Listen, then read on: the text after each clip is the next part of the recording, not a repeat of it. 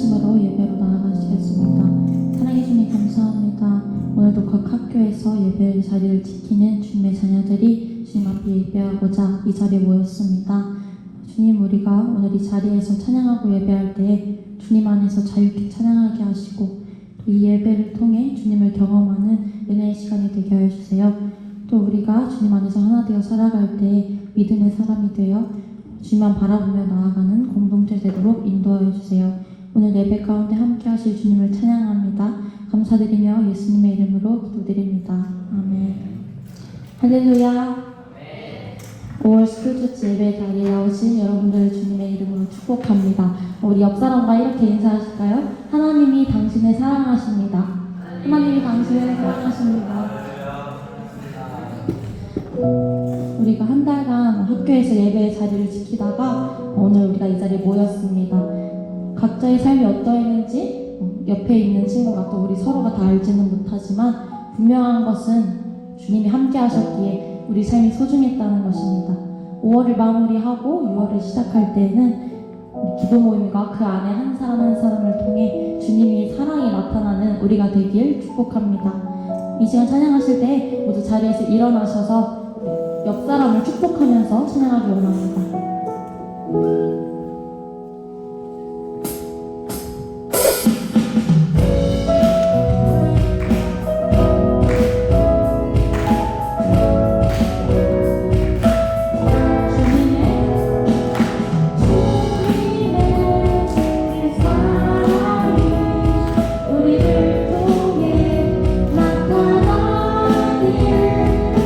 주의 이름으로 기도합니다.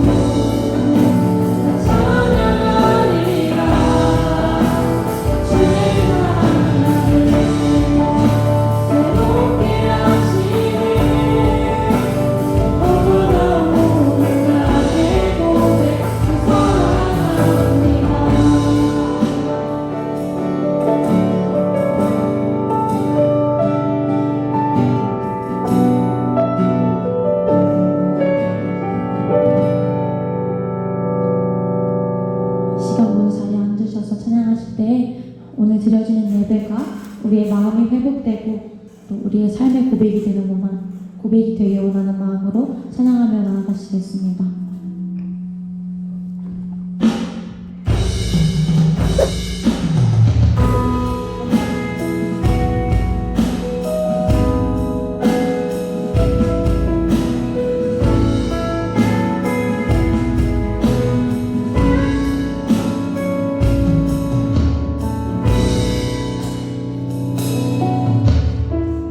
지금 이 순간에도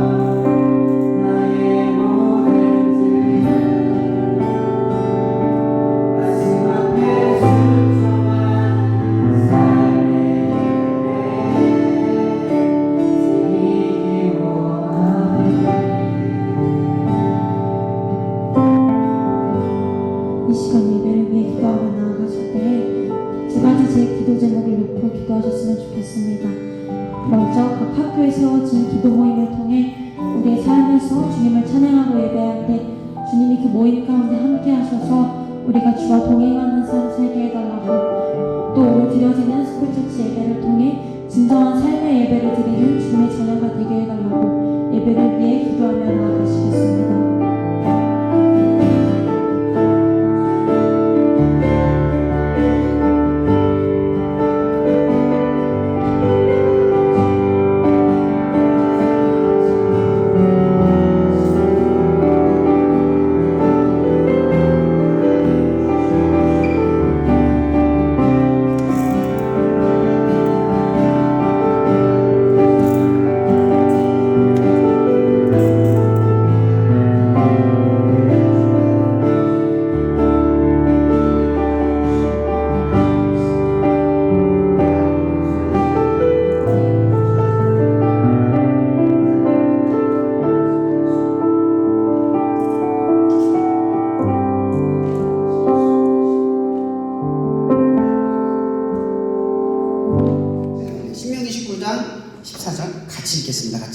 시작. 내 하나님 여호와께서 내게 주어 차지하게 하시는 땅, 곧 내 소유자가 된 기업의 땅에서 조상이 정한 내 이웃의 경계표를 옮기지 말지니라. 아멘. 여러분, 이 말씀 처음 듣죠? 무슨 얘기인지 잘 모르잖아요, 그죠? 이 성경에 보면은 모세오경이라는 게 있어요. 사실 이 모세오경은 출애굽기가 제일 먼저 쓰여진 책이거든요. 창세기는 그 다음 책이에요. 왜 창세기가 필요했냐면 출애굽의 가장 주인공이 누구예요? 모세. 하나님께서 이스라엘 이집트 가운데 보내신 그곳에서 고생과 고난 속에서 살게 하신 하나님의 이야기가 출애굽기 시작점이에요. 그래서 그들이 왜 돌아가야 되는지 설명하는 책이 뭐예요? 제네시스, 창세기인 거예요. 그들의 목적은 창세기에 담겨져 있지만 그들의 현장은 출애굽기죠. 그리고 그들의 여정은 어디에 담겨 있어요? 레위기, 민수기, 신명기에 담겨 있어요. 특별히 신명기는 어떤 내용을 담고 있죠? 약속의 땅에 딱 들어가기 직전에서 문 앞에서 말씀하는 거예요. 하나님께서 모세를 통하여서 그 땅에 들어가면 어떻게 할지 한 번 더 말씀하세요. 사실 이 이야기 레위기, 민수기에서 한 번 더 얘기하신 거예요. 한 번 더 확인하는 거죠. 근데 이 한 번 더 하는 이유가 뭐예요? 40년이 지났거든요. 소리가 웅웅거리네요.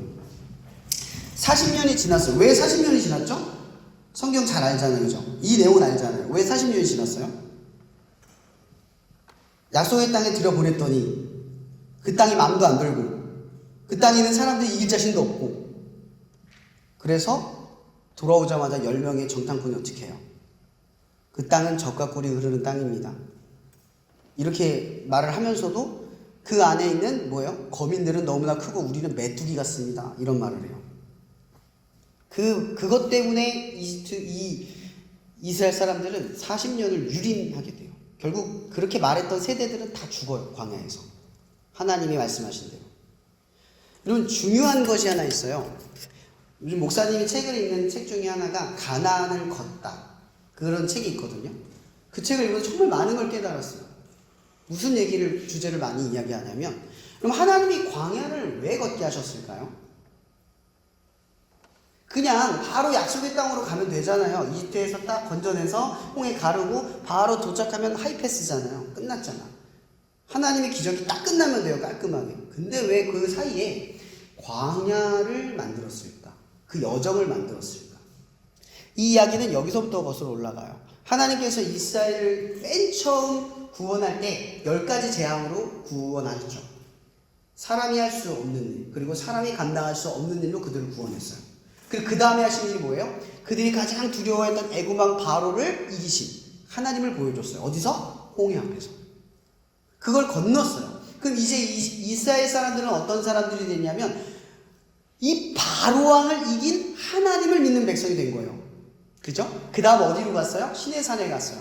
거기서 약속을 받고 계명을 받고 하나님의 백성임을 칭하게 돼요. 그래서 그들은 잡족, 히브리족, 그러니까 수많은 노예들로 구성되어져 있는 혼성 그룹과 같은 그런 민족이 하나의 정체성을 지니게 돼요. 그게 뭐예요? 말씀, 계명, 그걸 얻게 되는 거죠. 그래서 약속의 민족이 되는 거예요. 근데 거기서 끝나지 않았잖아요. 약속의 민족이 된 다음에 광야를 건널 때 하나님이 어떻게 해요? 낮에는 구름 기둥으로 인도해요. 밤에는 불 기둥으로 인도한대요. 그렇게 해서 광야를 거쳐 가나안 땅에 도착했어요. 자, 여러분 상상을 한번 해봐. 여러분이 오늘 걷는데 하나님이 여러분의 삶에 구름, 나만 구름이 있어. 맨날. 밤에도 빛이 있어. 나만. 그런 삶을 살았다고 쳐봐요. 그 정도로 하나님이 친밀하게 보호하고 역사하면 그 하나님 믿어요? 못 믿어요? 못 믿겠어요? 하나님이 여러분의 삶에 다 비 내리는데 여러분만 비 안 내리게 해줘. 그런 하나님 못 믿겠어요? 오늘 땡볕이 땡땡하게 피는데 나만 구름이 있어. 옆에 사람은 구름이 없는데. 이게 지금 이스라엘의 역사하는 거예요. 광야의 여정에 하나님께서 그냥 광야의 힘든 길을 걷게만 하신 게 아니라 그 광야 속에서 계속 하나님이 뭘 보여주셔요? 내가 너와 함께하고 있고 나는 세상이 감당할 수 없는 존재이고 나는 너를 보호하고 너를 이끌고 있다라는 걸 계속해서 광야 여정에서 보여주고 있어요. 그죠? 그렇게 해서 어디를 도착해요? 가나안 땅을 도착했어요. 그러면 광야의 목적은 뭘까요? 가나안은 이스라엘이 가야 할 목적지라면 광야를 거치게 한 하나님의 목적은 뭘까요? 바로 이거죠. 내가 너와 함께하고 있다. 그러면 10명의 정탐꾼이 가나안 땅에 딱 들어가서 그 가나안 땅에 나보다 키가 크고 잘 살고 철병거를 가지고 있는 그 사람들 앞에 주눅들 게 없었어요, 사실은. 왜 없었죠? 이전에 하나님이 바로를 이겼잖아요. 바로는 철병거를 끌고 왔어요. 마차를 끌고 와서 죽이려고 했단 말이에요. 그 당시에는 전차 같은 거죠. 근데 그런 하나님을 이긴 하나님과 함께 하면서 밤에는 불기둥, 낮에는 구름기둥으로 그들을 이끈 하나님을 홍해를 가르신 그 말도 안 되는 일을 겪은 그 민족이 기억을 못해요. 광야의 목적이 뭘까? 중요한 건 약속의 땅에 들어가는 게 아니라 약속의 땅에 들어갈 존재가 되는 거예요. 핵심이 그거예요. 근데 우리는 광야를 빨리 벗어나고 싶어 하죠. 힘든 일이 생기면 우리는 맨 먼저 무슨 생각해요? 빨리 끝났으면 좋겠다. 어려운 일이 생기면 무슨 생각해요? 빨리 이 시간이 지나갔으면 좋겠다. 이렇게 생각을 해요. 이스라엘 사람들 똑같았던 거예요. 광야를 빨리 지나서 약속의 땅에 들어가서 어떻게 살고 싶다? 이집트에 살았던 대로 농작도 많이 만들고 창고에다가 먹을 것도 많이 쌓아놓고 부자가 되고 싶다. 집도 크게 짓고 싶다. 그런 생각을 한 거예요. 근데 보세요. 하나님께서 이집트에서 그들을 가나안 땅으로 왜 끌어가셨죠? 왜 끌어가셨어요? 잘 먹고 잘 살게 하려고? 그럼 왜 끌어가셨어요? 하나님의 백성, 하나님의 자녀로 끌어가려고, 만들려고 끌어간 거예요. 그들을 특별하게 구별하여서 하나님의 백성으로 끌어가려고 약속의 땅으로 데려간 거예요. 근데 약속의 땅으로 끌어가서 약속의 자녀로 만들려고 하는데 그들의 생각 속에는 뭐가 가득 차 있어요? 이집트에서 부자였던 그 사람들이 내 삶의 목적지 되는 거죠. 그러니까 이스라엘 사람들 대부분이 광야를 지나면서 무슨 생각을 하느냐? 빨리 도착해서 이집트에서 나를 종으로 부렸던 주인처럼 나는 더 큰 부자가 돼서 행복하게 살 거야. 이 생각을 품은 거예요. 근데 막상 가보니까 뭘 못 느끼냐? 하나님이 여태까지 자기를 이기게 하신 건 다 까먹고 나보다 큰 거류민, 철병거를 들고 있는 그 무기, 그 앞에 주눅이 드는 거예요.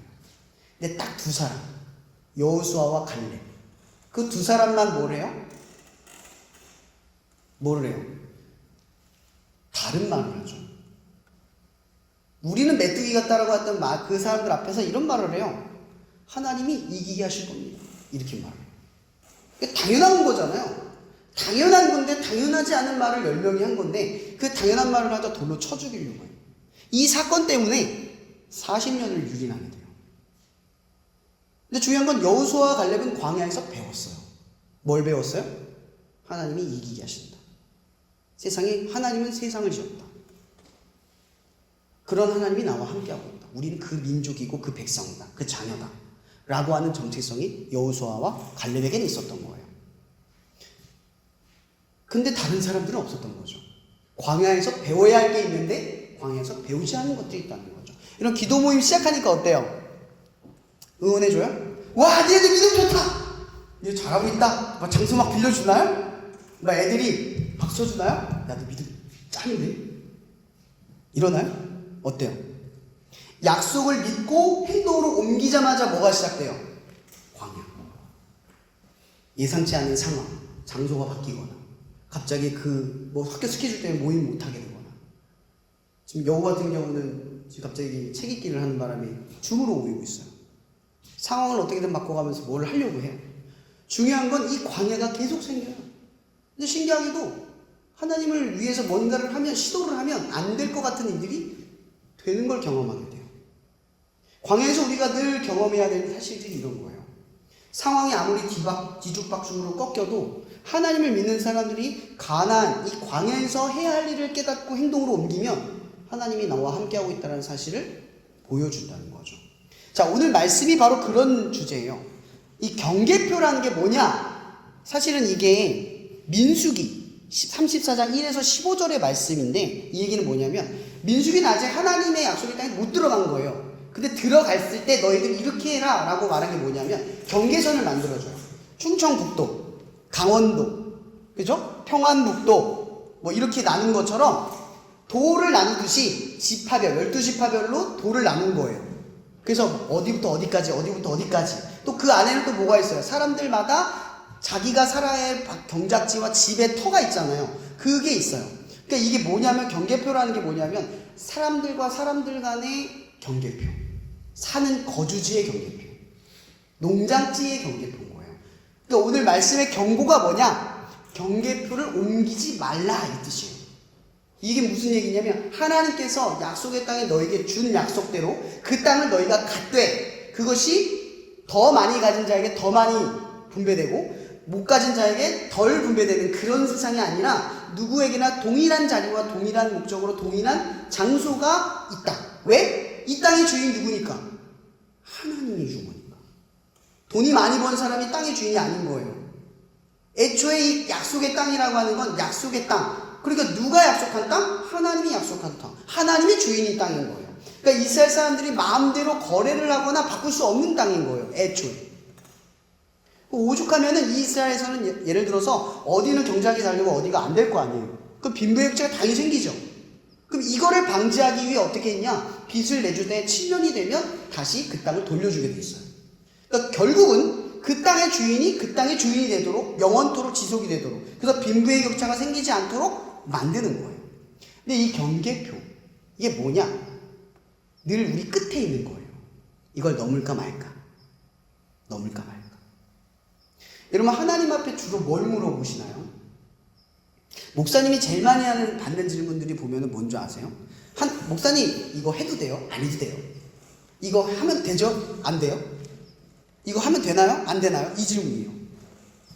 여러분, 이건 경계에 있는 질문들이에요. 그죠? 경계에 있는 질문들이에요. 넘어설까 넘어서지 말까. 이거 맞잖아요. 할까요 말까요? 하면 싫어하는데 안 하면 될까요? 해야 될까요? 이런 질문들이에요. 예를 들어 술은 먹어도 될까요? 말까요? 담배는 펴도 될까요? 말까요? 이건 성경 어디에도 그런 행위가 악, 죄, 지옥 간다 그런 거 없어요. 근데 왜 기독교인들이 안 할까요? 우리는 이 행동을 자꾸 경계표로 삼아요. 이걸 넘을까 말까. 하나님께서 이 경계표를 경계로 두신 거예요. 그걸 넘지 말라고. 근데 우리의 신앙이 항상 어디에 위치해 있냐면 경계선에 있어요. 딱 이 끝에 서가지고 이런 식으로 살아요. 할까 말까 할까 말까. 근데 이게 그리스도인의 삶이에요? 이건 종교인의 삶이에요. 종교인은 늘 지키는 게 혈안이 돼 있어요. 근데 그리스도인들은 목적이 뭐예요? 경계가 아니라 중심을 바라보는 거죠. 중심에서 뭘 물어요? 뭐가 하나님의 영광이 됩니까? 질문. 담배를 피는 거? 해도 돼요. 근데 그리스도인들이 왜 하면 안 됩니까? 영광이 안 되잖아요. 술 먹는 거. 먹어도 돼요. 근데 왜 그리스도인이 안 하려고 합니까? 그건 하나님의 영광이 안 되니까요.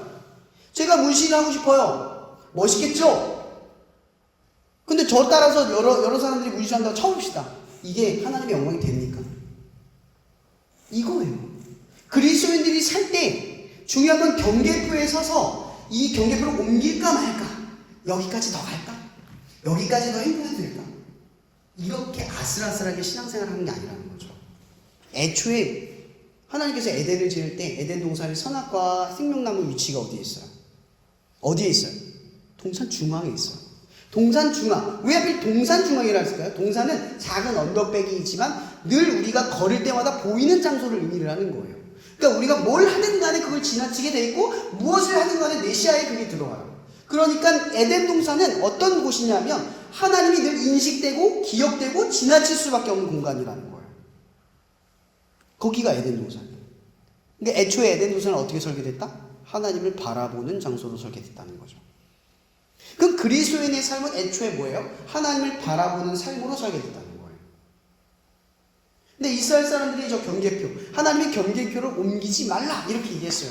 근데 약속 땅에 들어갔는데 옮겼을까요? 안 옮겼을까요? 옮겼을까요? 안 옮겼을까요? 약속 땅에 들어가서 6월절을 한 번도 안 지켜요. 요시양 때에 지켜요. 하나님께서 약속 땅에 들어가면 6월절 꼭 지키라고 했거든요. 근데 이스라엘 백성이 약속의 땅에 주어지자 6월절을 한 번도 안 지켜요. 이럴 수 있나요? 하나님이 이끌어 주시고 결국 약속을 이루어 주셨는데 약속을 지키는 게 하나도 없었어요. 근데 하나님이 약속의 땅에서 쫓아냈어요? 안 쫓아냈어요? 안 쫓아냈어요. 계속 그들을 보호하고 지켰어요. 그게 사사기의 이야기예요. 이런 기도 모임을 할 때 우리가 질문을 던질 때 이렇게 해야 돼요. 이거 해도 돼요? 안 해도 돼요가 아니에요. 내가 뭘 하느냐 안 하느냐가 포인트가 아니에요. 경계에 서지 마세요. 중앙을 바라보세요. 이거 하나님이 원할까 안 원할까? 그럼 질문에 답이 쉬워져요. 항상 질문을 잘하세요.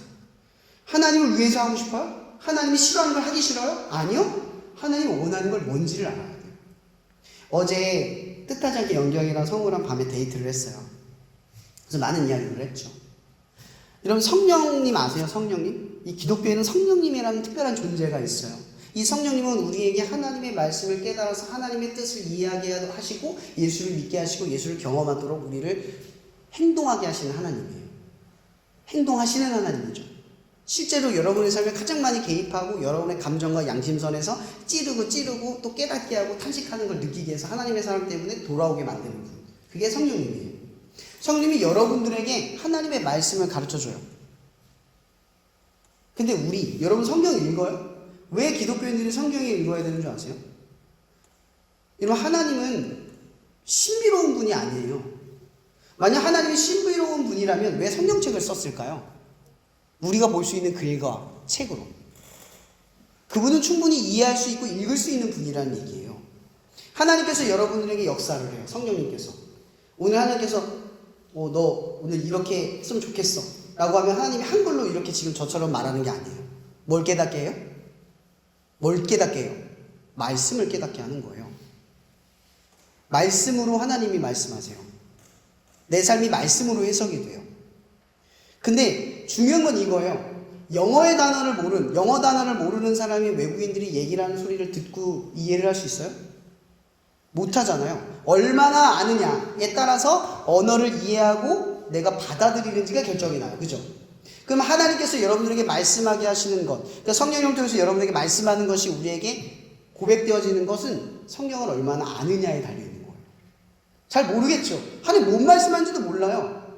떠오르는 말씀이 하나님의 언어인데, 랭귀지인데 우리가 하나님의 말씀을 모르니까 성령님이 계속 뭐라고 말을 해도 쟤는 내가 무슨 얘기를 하는지 못 알아듣는 거예요. 부러워하듯이 막.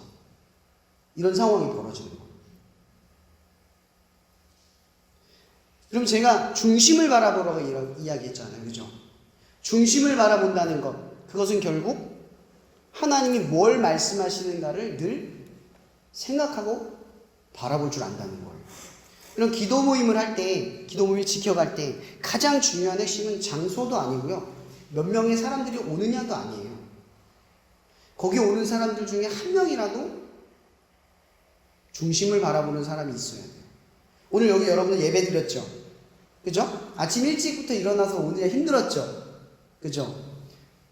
근데 이 예배를 준비하기 위해 아침 더 일찍부터 준비한 사람들이 있어요.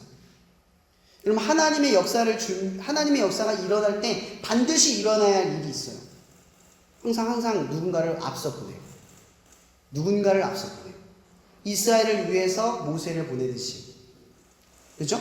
이스라엘 왕국을 위해 다윗 왕을 세우듯이, 이방의 민족들을 구원하기 위해서 사도 바울을 보내듯이, 오늘 이 예배를 준비하기 위해서 8시부터 청년들이 준비하듯이 항상 먼저 보내는 자들이 있어요.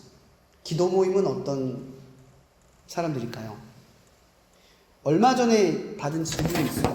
그 질문 중에 하나가 이거예요.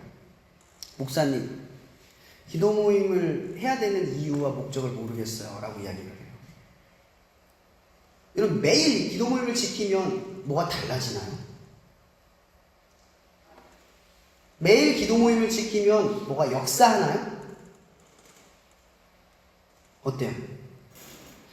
하나님께서 이집트에서 건져내자마자 바로 가나안 땅으로 가게 하시나요?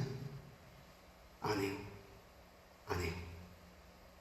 여러분, 기도 모임을 왜 지키신 줄 아세요? 우리가 뭔가를 하려고 하는 게 아니라 하나님이 뭔가 하게 만들려고 하는 거예요. 기도 모임을 지키는 순간 사람들, 여러분 친구들은 알잖아요. 아, 제 교회 다녀. 근데 교회 다니는 걸로 끝내지 않아요. 제 믿음 지킨다 라고 바뀌기 시작하는 거예요. 여러분들의 행동으로 기도 모임으로 모이기 시작하면 사람들이 알아요. 쟤네들 뭔가를 믿는 애들이구나. 흔하디흔한 사람이 아니라는 걸 알아요. 그때부터 지켜보기 시작해요. 시간이 지나고 지나면 지날수록 사람들이 지켜보는 거 언제까지 하나 두고 보자예요. 근데 그걸 지켜보고 지켜지고 지켜나간 뒤에 우리가 깨닫는 것이 있어요. 여러분, 친구들 전도할 때 백날 첫날 얘기해도 안 오는 애들이 갑자기 어느 날 뜻하지 않게 오는 경우를 많이 봤을 거예요. 그럴 때 무슨 느낌이 들어요? 내가 했기 때문에 왔을까? 하나님이 보내셨구나. 하나님이 하시는구나. 목사님은 여러분들 기도 모임에 들어간 적이 거의 없어요. 그죠? 대형부 빼놓고. 근데 정말 신기한 게 뭔지 아세요? 저는 늘 제가 뭔가를 해야 된다고 생각해요. 아, 내가 못 가서 늘 미안하고 어떻게 하지? 고민이 돼요. 근데 제가 안 가도 되는 역사를 볼 때마다 뭘 깨닫는 줄 아세요? 난 아무것도 아니에요. 하나님이 나 알아서 하셔요. 나는 하는 게 없어요. 하나님이 나 알아서 하셔요. 근데 이걸 자꾸 배우게 돼요. 사실 목사님도 처음부터 아이들이 학교에서 기도 모임 세울 때 아이들끼리 세우는 게 늘 불안하고 늘 걱정됐던 시기가 있었어요. 그게 처음 생겼을 때. 근데 지금은 그런 감정이 없어요. 매년 하나님이 뜻하지 않게 세우는 것들을 보면서 깨달았어요.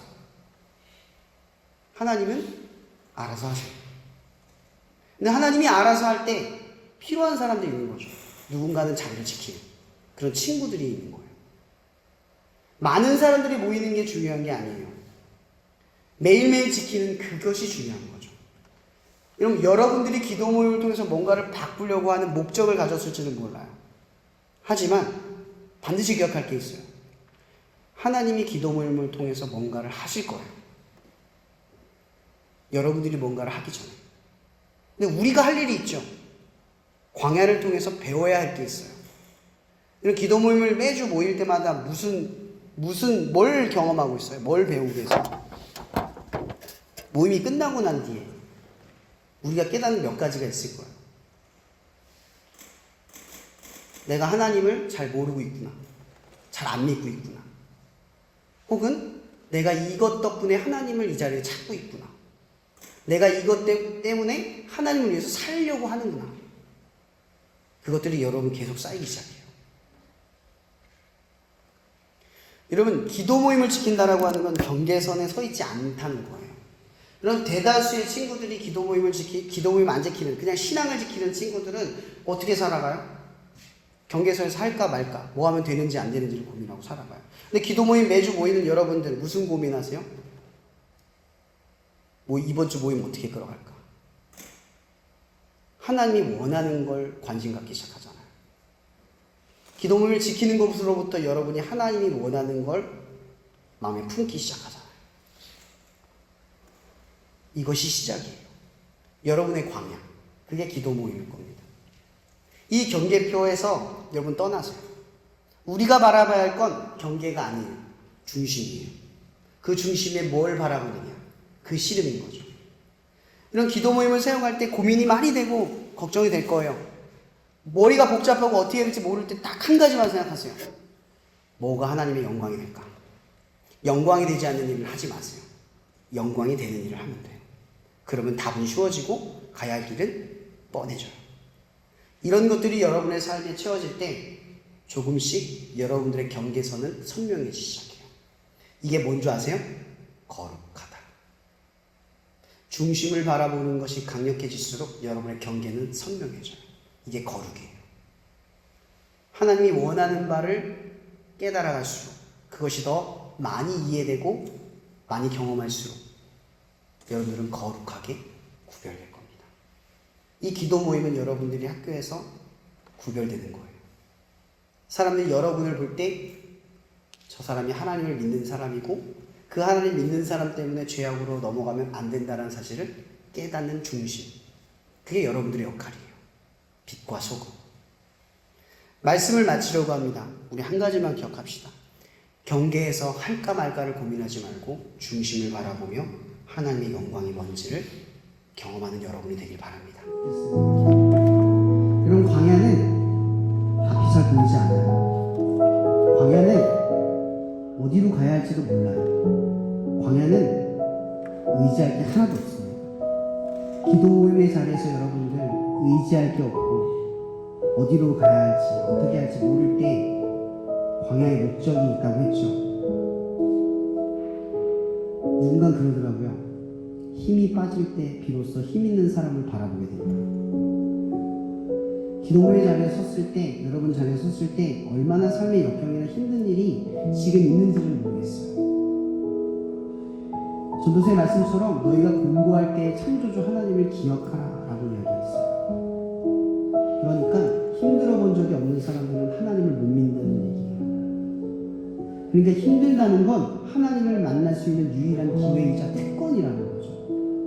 그럼 이 시간 기도할 때는 하나님, 내가 힘들 때마다 하나님을 바라보지 못하는 그런 삶을 살다가 정작 힘들 때 하나님 몰라서 무너지는 삶이 되지 않게 해주세요. 기도 모임의 자리를 통해서 내가 힘이 있을 때 오히려 힘을 내려놓고 나에게 힘을 주시는 그 하나님을 의지하는 그 삶의 씨름을 내 기도 모임 자리에서 그 기도를 지키는 것 때문에 시작할 수 있게 해주세요라고 이 시간 잠깐 기도하며 나갔으면 좋겠습니다. 기도하시겠습니다.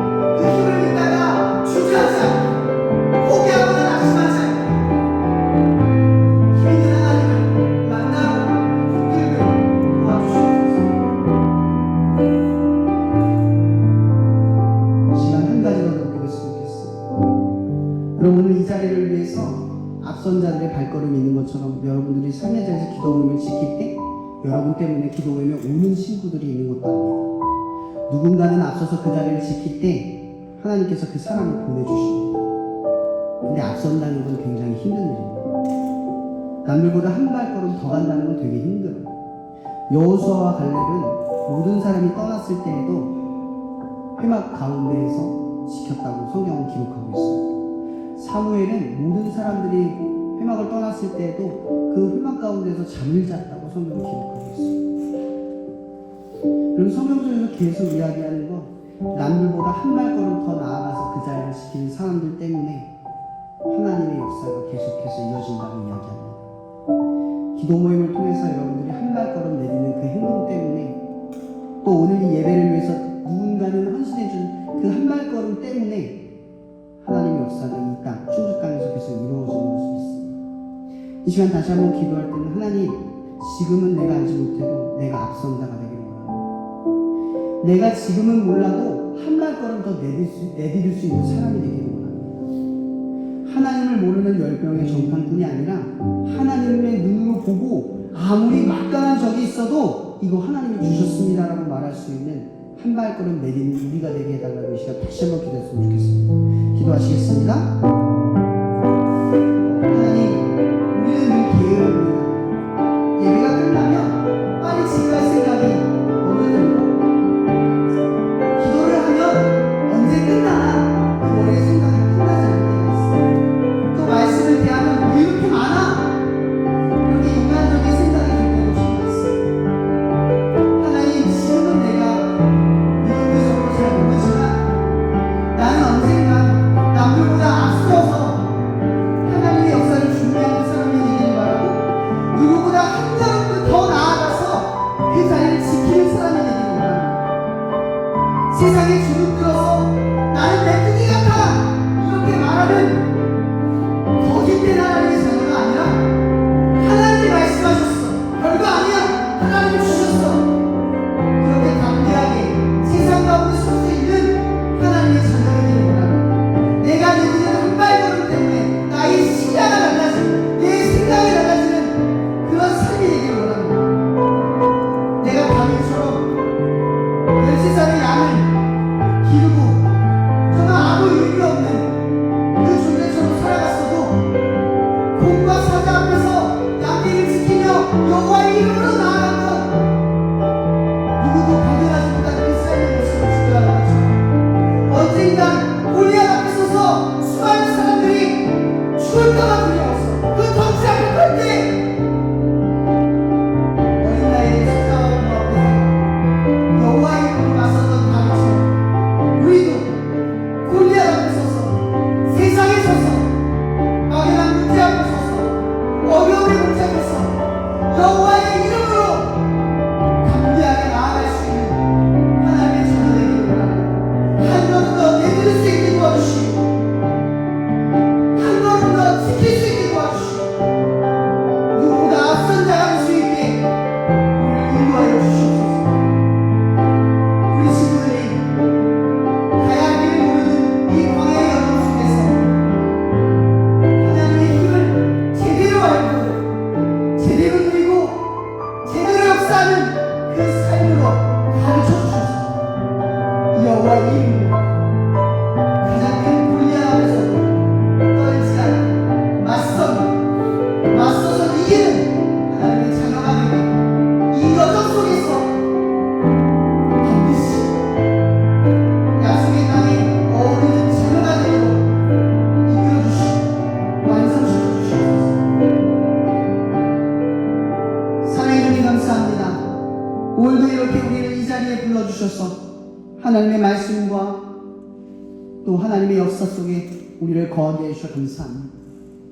이를 위해 앞서고 한 발걸음 내딛는 소중한 손길들을 우리 가운데 보내주셔서 우리 다음 세대 청소년들, 기도 모임을 지키는 이 소중한 친구들이 오늘 말씀을 듣고 다시 기도 모임을 지키며 그리스도인으로 세상 가운데 살아갈 때 하나님의 힘을 의지하며 가장자리에 서서 힘없는 자기를 메뚜기같이 여기는 그런 그리스도인이 아니라 중심을 바라보며 말씀으로 모든 걸 역사하시는 하나님의 자녀의 담대함을 누리며 살아갈 수 있도록 함께하여 주시옵소서.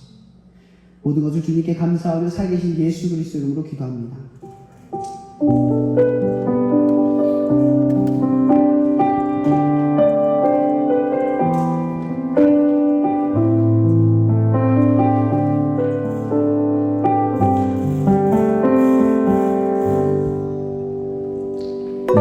모두 환영합니다. 오, 센스 있네요. 자, 저희는 이제 매달 마지막 주 토요일에 이렇게 장소를 구하고 또 우리 기도 모임 리더 친구들이 예배를 이렇게 준비하면서 스쿨처치 예배를 드리고 있어요. 그래서 잠시 기도 모임 소개하는 시간을 갖게 했습니다. 리더 친구들 나와주실 수 있을까요?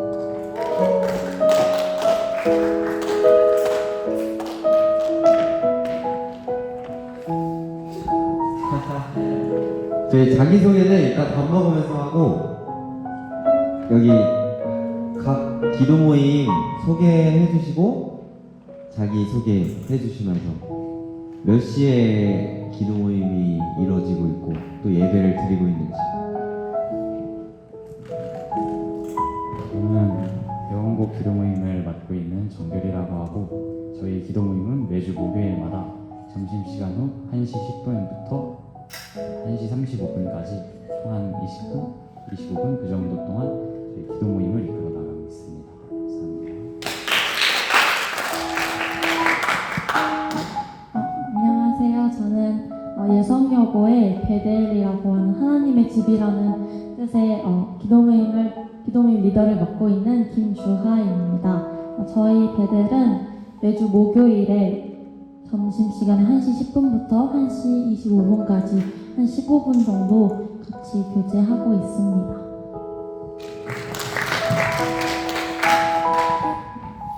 안녕하세요. 저는 여고 기도모임 샬롬을 이끌고 있는 김지영이라고 하고요. 저희 샬롬은 매주 수요일마다 점심시간 1시 10분부터 기도모임을 하는데 지금은 현재 학교 사정 때문에 하지 못하고 줌으로 모이고 있습니다.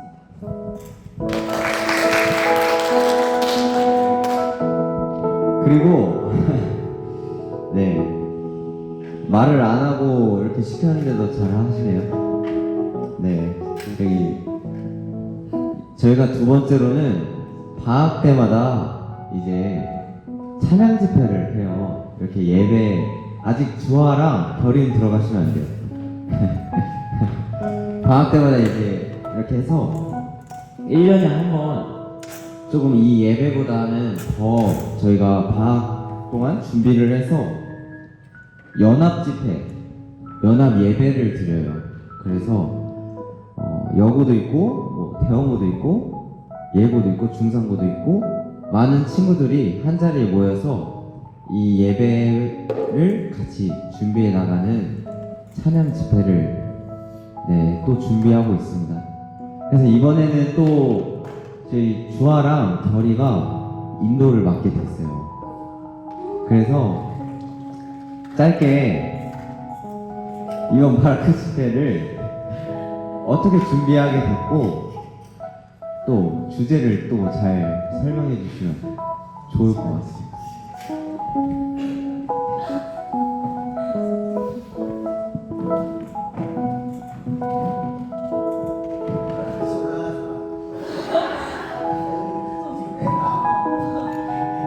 안녕하세요. 저는 이번에 바라크 인도를 맡게 된 김주하.